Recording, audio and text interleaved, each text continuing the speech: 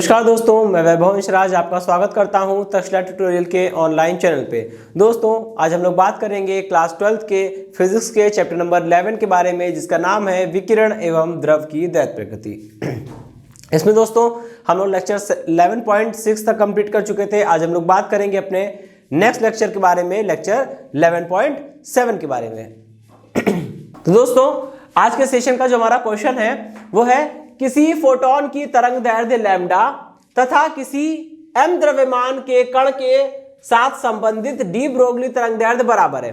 मतलब आपको ऐसा बोला गया है कि m द्रव्यमान का कोई कण होगा, ठीक है, और आपने पढ़ा है कि अगर कोई भी कण अत्यंत तीव्र वेग v लगभग बराबर c, ठीक है, अत्यंत तीव्र वेग यानी प्रकाश के वेग के लगभग बराबर वेग से चलता है तो उसके साथ एक तरंग संबंधित हो जाती है, एक तरंग जुड़ जाती है, जिसे हम लोग डी ब्रोगली तरंग या द्रव तरंग कहते हैं। ठीक है, अब इस तरंग की जो तरंग दैर्ध्य होती है उसे हम लोग क्या बोलते हैं? डी ब्रोगली तरंग दैर्ध्य बोलते हैं। ठीक है, अच्छा, तो बोला जा रहा है कि कण के m द्रव्यमान की कण के साथ जो डी ब्रोगली तरंग दैर्ध्य जुड़ी होगी, ठीक है, जो डी ब्रोगली तरंग जुड़ी होगी उसकी तरंग दैर्ध्य कितनी होगी? उतनी ही होगी जितनी की फोटोन की होती है। ठीक है, अच्छा, तो यहां पे हमें ये बात समझ में आ गई। अब सुनिए, ठीक है, बोला जा रहा है कि सिद्ध कीजिए कि फोटोन की गतिज ऊर्जा एवं कण की गतिज ऊर्जा का अनुपात कितना है? 2 लैम्डा mc अपॉन में h है। ये क्वेश्चन आपको प्रूफ करना है। ठीक है, ये इंपॉर्टेंट क्वेश्चन है,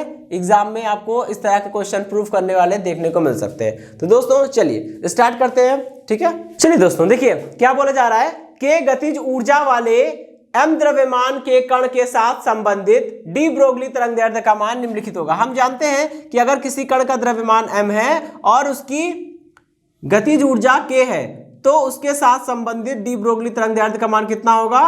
lambda is equal to h upon under root में 2mk। लेकिन दोस्तों यहाँ पे k जो है वो कण की गतिज ऊर्जा है। ठीक है, अभी हम लोग फोटोन की गतिज ऊर्जा के बारे में भी बात करेंगे, तो कंफ्यूजन से बचने के लिए क्या करेंगे, यहाँ पे हम लोग लिख दे रहे हैं k पार्टिकल। k पार्टिकल का मतलब हुआ कि किसकी गतिज ऊर्जा हो गई? कण की गतिज ऊर्जा हो गई। ठीक है, अच्छा, ये क्वेश्चन नंबर 1 हो गए। ठीक, तो यहाँ पे लिखना होगा दोस्तों लैम्डा पार्टिकल भी लिखना होगा। ठीक है, चलिए अब इक्वेशन नंबर 1 हो गया। ठीक, अब हम लोग आगे बढ़ते हैं। ठीक, अब हम लोग बात करेंगे फोटोन की। तो फोटोन के साथ संबंधित डी ब्रोगली तरंग दैर्ध्य या फोटोन की तरंग दैर्ध्य यानी कि लैम्डा फोटोन, ठीक है, lambda photon is equal to h upon में। ठीक, चलिए ये तो हो गया ये क्वेश्चन नंबर 2। अब देखिए दोस्तों, क्वेश्चन में कहा गया है कि कण के साथ संबंधित डी ब्रोगली तरंग दैर्ध्य यानी कि लैम्डा पार्टिकल जो है वो फोटोन की तरंग दैर्ध्य के बराबर है। इसलिए हम लोग क्या करेंगे? हम लोग लैम्डा पी और लैम्डा पार्टिकल को बराबर कर देंगे। लैम्डा पार्टिकल बराबर है किसके? लैम्डा फोटोन के। ठीक है, दोनों की वैल्यू रखी भाई। लैम्डा पार्टिकल की वैल्यू कितनी है? h अपॉन में अंडर रूट 2m के पार्टिकल। ठीक है, h अपॉन 2m के पार्टिकल, ये इसकी वैल्यू रख दी। बिल्कुल ऐसे ही लैम्डा फोटोन की वैल्यू कितनी है भाई? h अपॉन पी, तो h अपॉन में p हो गया। ठीक है, अब देखिए h से h कैंसिल हो जाएगा और कितना आएगा? p इज इक्वल टू आ जाएगा। ठीक है, यहां पे मैं एक स्टेप डायरेक्ट कर रहा हूं, p is equal to under root 2m के पार्टिकल आएगा, स्क्वायर करेंगे दोनों तरफ तो कितना आ जाएगा? p square is equal to 2m के पार्टिकल। ठीक है, दोनों तरफ स्क्वायर कर दिया तो इधर अंडर रूट हट गया। ये हो गई इक्वेशन नंबर 3। अब हम लोग क्या करेंगे? अब हम लोग फोटोन के लिए काम करेंगे, क्योंकि देखिए दोस्तों हमें फोटोन की गतिज ऊर्जा और कण की गतिज ऊर्जा का अनुपात निकालना है। फोटोन की गतिज ऊर्जा एवं कण की गतिज ऊर्जा बोल रहा है, इसलिए फोटोन की गतिज ऊर्जा को k फोटोन को हम लोग को ऊपर रखना है। ठीक है, k photon upon k particle निकालना है। क्या निकालना है? k photon upon k particle. ठीक है, इसकी वैल्यू हमें प्रूफ करनी है 2m लैम्डा c अपॉन में h। ठीक, लेकिन दोस्तों इसके लिए आपको k पार्टिकल तो मिल गया, अब k फोटोन कहां से लाएंगे? तो इसके लिए थोड़ा सा सोचना पड़ेगा। देखिए दोस्तों, हमें पता है कि फोटोन की ऊर्जा E बराबर h होती है। ठीक है, अच्छा, एक और चीज, फोटोन जो है उसका अस्तित्व गति करने में ही है। फोटोन कभी रुका हुआ आपको नहीं मिलेगा। फोटोन मतलब प्रकाश, प्रकाश का काम है चलना। ठीक है, अच्छा, ठीक है, इतनी बात समझ में आ गई। तो अगर हम प्रकाश फोटोनों की बात करते हैं तो प्रकाश फोटोन चल रहे हैं। जब प्रकाश फोटोन चल रहे हैं तो उनके पास गतिज ऊर्जा होगी केवल, ठीक है। वो किसी विशेष स्थिति में रुके तो है नहीं कि उनके पास स्थितिज ऊर्जा भी होगी, ठीक है। उनके पास केवल गतिज ऊर्जा होगी, जो भी होगी वो गतिज ऊर्जा होगी, ठीक। फिर प्लांक ने बताया कि फोटोन के पास जो ऊर्जा होती है वो E बराबर h न्यू होती है। और मैंने अभी बोला कि फोटोन तो चल रहा है, उसके पास केवल गतिज ऊर्जा होगी, इसका मतलब E बराबर h न्यू जो है, ठीक है, E बराबर h न्यू जो है वो क्या है, वो उसकी गतिज ऊर्जा है, ठीक है। तो यहां पे हमको ये चीज लिखनी है, K photon is equal to E is equal to h nu, ठीक है। अच्छा आप समझिएगा, मैं यहाँ पे E का नोटेशन नहीं यूज करूंगा, मैं यहाँ पे K फोटोन यूज करूंगा, ठीक है, क्योंकि हमको K फोटोन चाहिए होगा प्रूफ करने के लिए। तो क्या करेंगे, इसको हम लोग लिख सकते हैं K photon is equal to, ये हो गया hc अपॉन लैम्डा।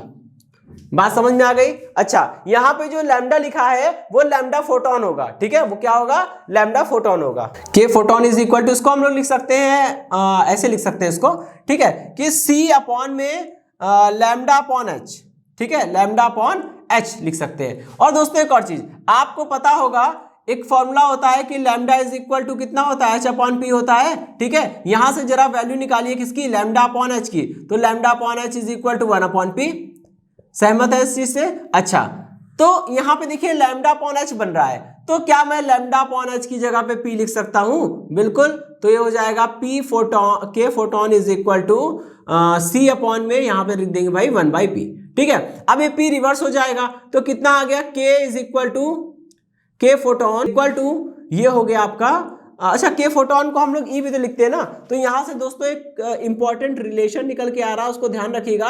E बराबर PC, किसी फोटोन की ऊर्जा, ठीक है, किसी फोटोन की ऊर्जा E और उसके संवेग में संबंध होता है E बराबर PC, ठीक है। अच्छा अब यहां से जो इक्वेशन निकल के आई है इसका हमें यूज करना है, ठीक। चलिए K फोटोन मिल गया, K पार्टिकल मिल गया, दोनों को कर दिया जाए भाग, ठीक है, तो आपको कुछ वैल्यू मिल सकती है। लेकिन उससे भी पहले जरा एक चीज ध्यान रखिएगा, यहां पे देखिए समीकरण 3 में देखिए, यहां से P का मान निकालिए, कितना आएगा, P बराबर कितना हुआ भाई, P बराबर हो जाएगा K फोटोन अपॉन में C, ठीक है। ये हो गई इक्वेशन नंबर 4। अब समीकरण 4 से P का मान निकाल के समीकरण नंबर 3 में रखेंगे, ठीक है। समीकरण 4 से P का मान समीकरण नंबर 3 में रखने पर रखिए, अभी हम इसको थोड़ा सा रफ करेंगे, ठीक है, जगह नहीं है इसलिए, और P की जगह पे हम लोग K फोटोन अपॉन C रखेंगे, ठीक है, और फिर इसको सॉल्व करेंगे, ठीक है। रखिए जरा, यहाँ पे P की जगह रखिए K फोटोन, तो ये हो जाएगा K फोटोन, ठीक है, अपॉन C, और ये हो गया इसका स्क्वायर, ठीक है, ये P का स्क्वायर हो गया, ठीक। इसकी जगह लिख देंगे 2mK पार्टिकल।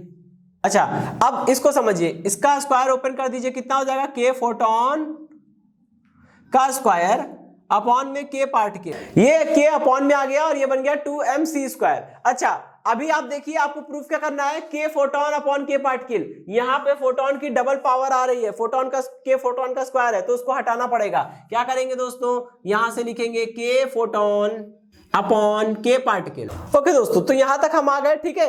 यहाँ K फोटोन का स्क्वायर था, डबल पावर थी, एक K फोटोन को हमने यहां शिफ्ट कर दिया, ठीक है। अभी देखिए क्या करना है, ये हो गया K photon upon K particle is equal to, ये हो गया 2mC स्क्वायर अपॉन में यहाँ K फोटोन।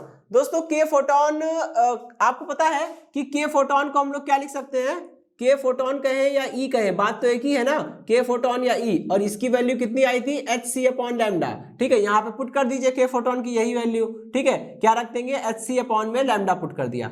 अभी देखिए क्या होगा, अब ये हो गया K फोटोन अपॉन में K particle is equal to, ये हो गया 2m, एक C से एक C कट जाएगा, 2mC, और लैम्डा ऊपर चला गया अपॉन में h, ठीक है।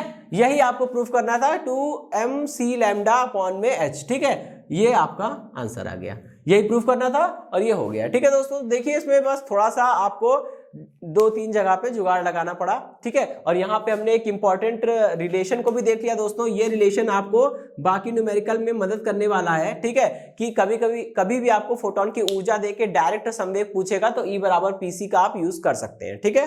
ओके दोस्तों, अब हम लोग बढ़ेंगे अपने अगले क्वेश्चन की। तो अब हम लोग बढ़ेंगे अपने अगले क्वेश्चन की ओर। देखिए नेक्स्ट क्वेश्चन में क्या बोला जा रहा है, नेक्स्ट क्वेश्चन में बोल रहे हैं किसी धातु के, दोस्तों देखिए नेक्स्ट क्वेश्चन में क्या बोल रहे हैं, किसी धातु के पृष्ठ पर आपतित प्रकाश की तरंग दैर्ध्य λ1 से λ2 परिवर्तित की जाती है। ठीक है, मतलब धातु है उस पर प्रकाश गिर रहा है।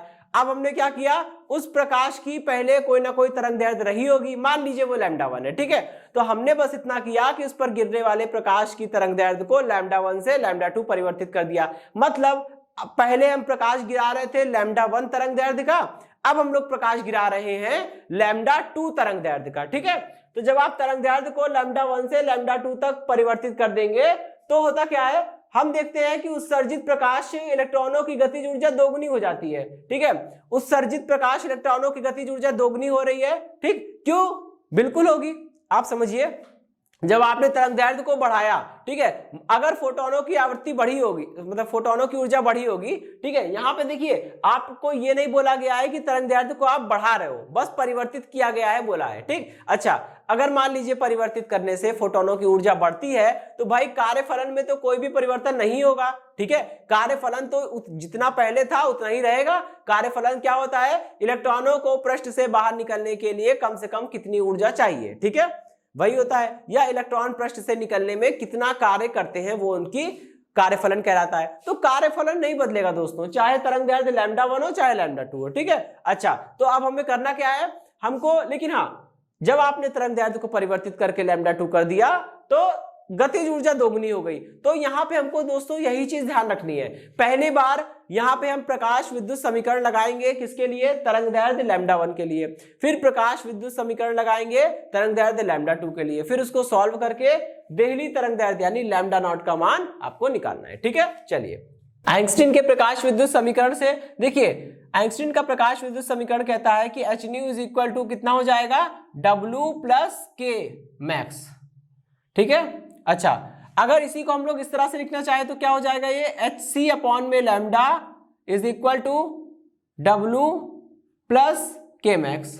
अच्छा, तो ये बात समझ आ गई, इक्वेशन नंबर 1 हो गई। अब इसी इक्वेशन को लगा दीजिए एक बार λ1 तरंग दैर्ध्य के लिए, फिर लगा देंगे λ2 तरंग दैर्ध्य के लिए। ठीक है, तो लिखेंगे λ1 तरंग दैर्ध्य के लिए, λ1 तरंग दैर्ध्य के लिए। भाई λ1 तरंग दैर्ध्य के लिए क्या हो जाएगा, ये H समीकरण 1 से है ना, λ1 तरंग दैर्ध्य के लिए समीकरण 1 से इसको जरा अप्लाई करिए, कितना हो जाएगा, HC अपॉन में λ1 इज इक्वल टू ये हो जाएगा W प्लस के मैक्स। इतना समझ में आ गया? ओके, यह हो गई आपकी क्वेश्चन नंबर 2। ठीक, अब λ2 तरंग दैर्ध्य के लिए फिर से वही काम करिए। चेंजेस क्या होंगे दोस्तों, जब आपने प्रकाश की तरंग दैर्ध्य को λ2 कर दिया है तो यहां पे कितना हो जाएगा, HC अपॉन λ2 हो जाएगा इज इक्वल टू, भाई कार्यफलन पे तो कोई भी परिवर्तन होगा नहीं क्योंकि कार्यफलन पे कोई फर्क पड़ने वाला नहीं। ठीक है, लेकिन गतिज ऊर्जा जरूर दोगुनी हो जा रही है। तो अगर पहले गतिज ऊर्जा k मैक्स थी तो अब गतिज ऊर्जा कितनी हो जाएगी, 2k। ठीक है दोस्तों, देखिए अब समीकरण 2 और 3 को आपको हल करना है, हल करके λ0 का मान निकालना है। अब समझिएगा, अगर आपने समीकरण 2 और 3 को घटाने की कोशिश की तो W कैंसिल हो जाएगा, और आपको पता है कि W बराबर होता है h न्यू के, h न्यू नॉट के बराबर होता है HC λ0 के। तो अगर W हट गया, W गायब हो गया तो λ0 भी मिलेगा नहीं। ठीक है, तो इन दोनों इक्वेशन को घटाने की कोशिश नहीं करेंगे। ठीक है, तो इसको हल कैसे किया जाए, हल करने का तरीका यह है, पहले किसी एक समीकरण को लेके चलिए। ठीक है, समीकरण नंबर 3 से हम लोग आगे बढ़ते हैं। ठीक, समीकरण 3 से जरा 2k मैक्स का मान निकालिए, कितना हो जाएगा, 2k मैक्स। ठीक है, समीकरण 3 से 2k मैक्स का मान निकालिए। ठीक है, समीकरण नंबर 3 से 2k मैक्स का मान कितना निकल के आएगा, HC अपॉन में λ2 माइनस W। ठीक है, अब यहां पे देखिए k मैक्स का मान क्या है, समीकरण 2 से रख दीजिए। ऐसा करने से क्या होगा, ऐसा करने से आप जो इक्वेशन में W आ रहा था, जहां से हमको λ0 मिलेगा, वो टर्म हटेगा नहीं। ठीक है, अच्छा, अभी क्या करेंगे हम लोग, समीकरण 2 से k मैक्स की वैल्यू रख दीजिए, कितना हो जाएगा, समीकरण 2 से k मैक्स की वैल्यू निकालेंगे, HC अपॉन λ1 माइनस का W। ठीक है, ये हो जाएगा HC अपॉन में λ1 माइनस का W is equal to HC upon में λ2 माइनस का W। ये कहां से आया, समीकरण नंबर 3 से, समीकरण नंबर 2 से। ठीक है, समीकरण 2 से आप ऐसा लिख सकते हो।